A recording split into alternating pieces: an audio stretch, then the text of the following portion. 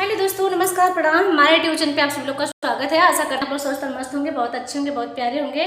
और हम सुनाने जा रहे हैं आप लोग को बहुत सुंदर, बहुत प्यारी पति पत्नी का अनोख भरा गीत, प्यार भरी गीत है।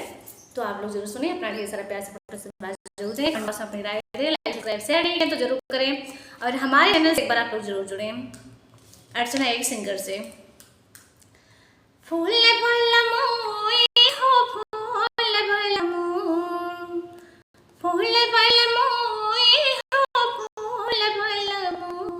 अतुत होई गैला गुलर के फूल बलमो, तुत होई गैला गुलर के फूल बलमो, फूल बलमो हो फूल बलमो, फूल बलमो हो फूल बलमो, अतुत होई गैला गुलर के फूल बलमो, तुत होई गैला गुलर के फूल बलमो।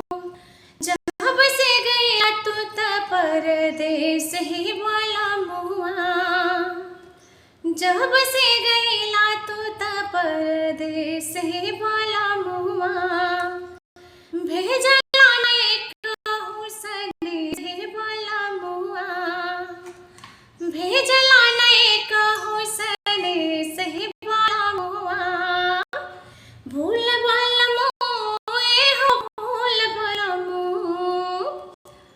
भूल बलमो हो भूल बलमो, अकावन हमारा से भइल ऐसन भूल बलमो, अकावन हमारा से भइल ऐसन भूल बलमो, काहे होई गैला गुलर के फूल बलमो, काहे होई गैला गुलर के फूल बलमो, अतुत होई गैला गुलर के फूल बलमो, फूल बलमो हो फूल बलमो, अतुत होई गैला गुलर के फूल बलमो, अतुत होई गैला गुलर के फूल बलमो।